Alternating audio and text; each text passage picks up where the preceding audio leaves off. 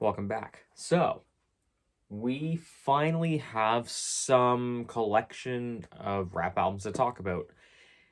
Last month was pretty slow, and honestly, February was decently slow also, but I will say I'm glad we finally have a week where I can talk about multiple albums besides maybe one or two for across the entire month.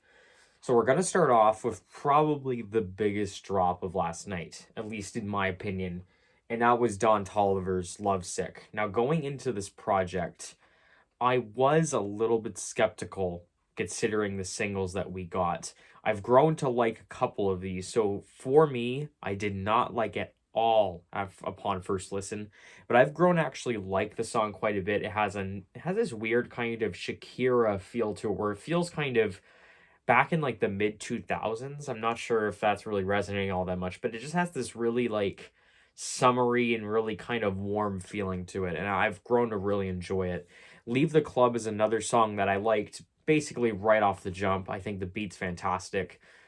Don's vocal deliveries is really like nasally and crackly on the hook, but it works very well. It's very catchy. Lil Durk and Glorilla provide some great performances. I would much prefer to have Baby Keem maybe instead of Lil Durk, but that's fine. But I think the most least impressive single, and it was the premier single for this project, was Do It Right. And Do It Right is still kind of just this middling and kind of a slog song. I feel like it doesn't really have any kind of standout qualities to it. The Dawn performance is all right. The beat is just okay. The song overall is just very okay. So going into this album, before I was very skeptical of all these singles besides Leave the Club, and I believe Leave the Club is still probably the best song on this project. But you still get Leather Coat, which does kind of carry the sound of For Me and has a little bit more of an actual acoustic kind of production going on. I can hear a little bit more of guitars, and I feel like that's a nice change of pace for Don Toliver's sound. And Time Heals All feels like a track that I would hear on Life of a Dawn or Heaven or Hell. And I feel like that's the one that's the most Don Toliver song, I think, on this project.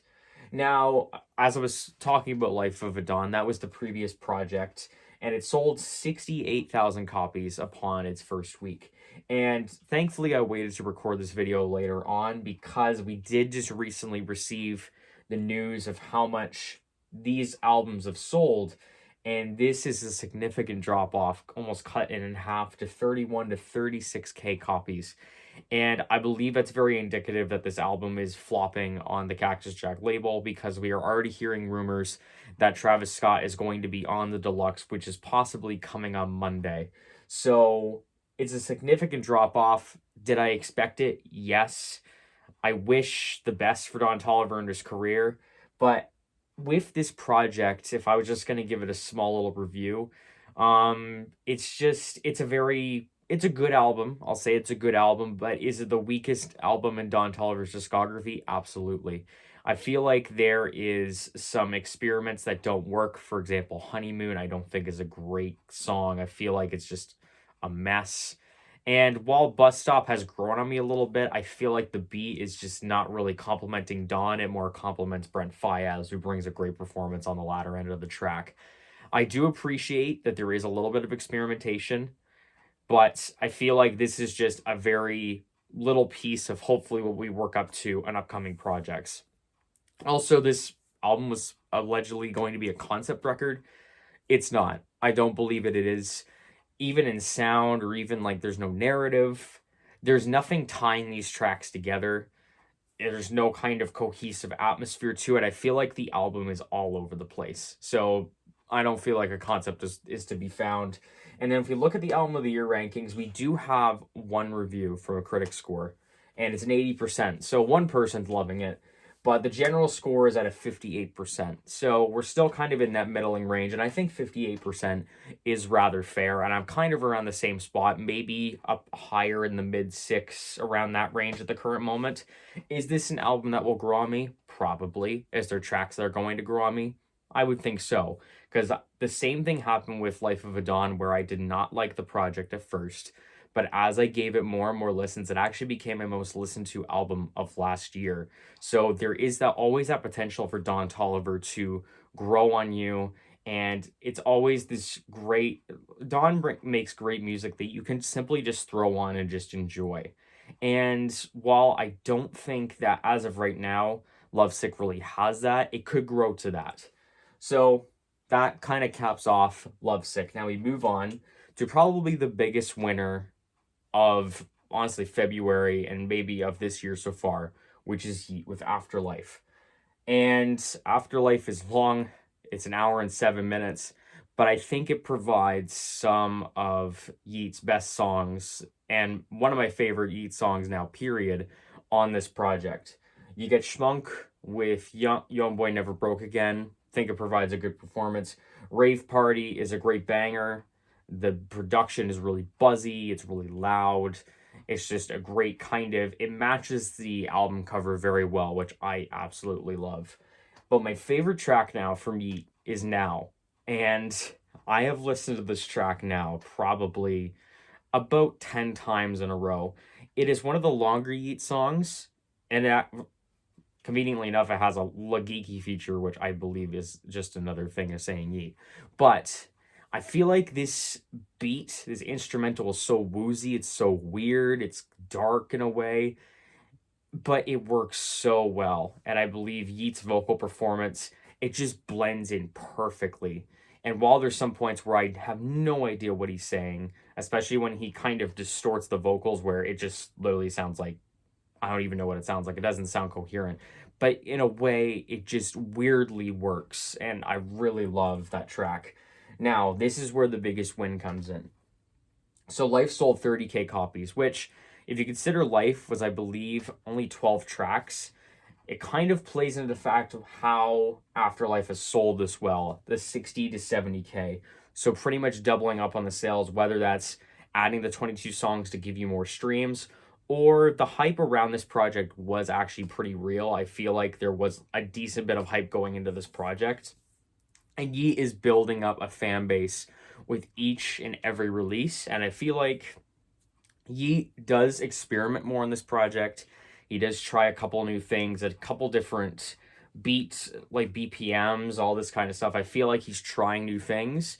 I just think that the project is just way too long. An hour and 7 minutes of Yeat is impossible to go through in one sitting. And I know some trap albums are not meant to have you sit down and just listen to the album front to back. I know that's not what you're supposed to do with this, but I feel like if you're wanting to create a collective album experience for me, I feel like that's just simply not going to work. The album of the year rankings I find are interesting because we don't have any critic score so far. And it kind of plays into my theory that critics and publications are terrified of talking about Yeat in a negative light, because I feel like if you put out a review saying that Yeat is very much just not progressing or the music isn't good, I feel like you'll have a lot of people creating backlash saying this, that you're not in tune, you need to catch up. So I feel like critics now are very terrified of talking about Yeat. But the general score is kind of around that middle range at a 50% as well. And I would kind of say the same thing for me too. If it was a shorter project, I feel like we would have a different conversation, that this may be my favorite Yeat album. Two Alive is probably still taking that spot for me, but just 22 tracks and an hour and 7 minutes long is just, it's a slog. I will give it credit that it does new things, and there's one of my favorite Yeat songs ever is on here, one of my favorite songs of the year at this point. But it just all comes down to album length, which has always been a problem for the past few years. Now we move on to the last album, which is Logic with College Park. And if you've watched this channel before, you will know, this is when I was Sonic Spill, you will know that I have incredibly scathing comments and views on Logic's kind of 2019 to now discography besides No Pressure. And I feel like Vinyl Days was a nice return to form. But the singles that this album came with, I did not like. And High Life is one of the worst songs this year. And I feel like in this weird way, Logic has this contractual obligation for every single project to make a weed song. And listening to the context of the album, I think it's like the second last track. And to have a random weed song transitioning into Light Year or around that kind of latter portion of the album, it's really weird. But there is some tracks on here that I really like. Playwright is fantastic. I love the kind of nice, kind of casual feeling to it. It brings back that sound of Under Pressure and the Incredible True Story and the Young Sinatra mixtapes. I think that encapsulates that very well. Gaithersburg Freestyle is a nice, fun kind of change of pace where you do get the Big Lembo verses and you get the Castro verses. I think it works out very well, and I think it's just a very good, fun track. And Village Slum provides that introspection, it provides that perspective that Logic does bring a lot in his projects. I am not going to discount that he brings positive messages, that he brings introspection. I am never going to question that. That's something I will always appreciate about Logic.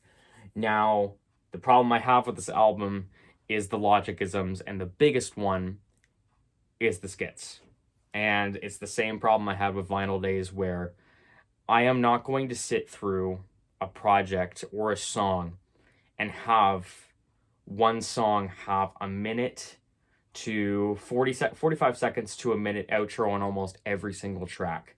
While it helps with the cohesiveness of the album, and I will say the story on this project is probably one of the better cohesive stories that Logic has put on an album, I feel still that having a skit on every single song is unnecessary. Not to mention, some of the parts are really corny, particularly when they're going through a drive-through. I think it's Whataburger or whatever they're going to. I'm Canadian. I don't know what these restaurants are, but he drives through, and Logic is putting on a woman voice, and the passenger, which I believe is Castro, almost gets he gets seduced by Logic's female voice.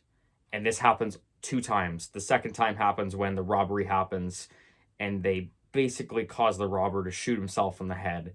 And Logic, in his woman voice, says, "I will do anything as a reward." And of course, it goes into it's so stupid. I hate it so much. That's the biggest problem I have with Logic's music. Whenever Logic, I'm just basically making a rant video now. Whenever Logic shows that he's going back to his roots, he's going back to the basics, he's going back to what he's familiar with, he always brings the corny stuff with him. And I hate calling it corny, but that's just really how it is. But to continue on with the reception, and overall, I like this album. I do think this is a nice kind of follow-up to Vinyl's Days, which did sell 35 to 45K. I'm not sure what the album sales are going to be for this one. I feel like it's going to be a little bit lower, but considering that it's an independent release, allegedly, I saw a couple other credits, but I believe it's independent. I'm not going to deny that. Independent releases, if you still even get like 20 to 30K in sales, you're still doing very well. So I'm not even going to discount that. And the Album of the Year rankings are overly positive with a 70% on a critic score. Keep in mind, this is one review, and 76% for a general score. So I do like that Logic is starting to gain back that critical and also just kind of general reception, that he is kind of returning back to form. And while I still have my gripes with Logic, I still have my gripes when it comes to the cohesiveness of albums and also the lyricism. Another thing I'll say about Logic is that I feel like Logic's pen game of vocabulary has completely stagnated.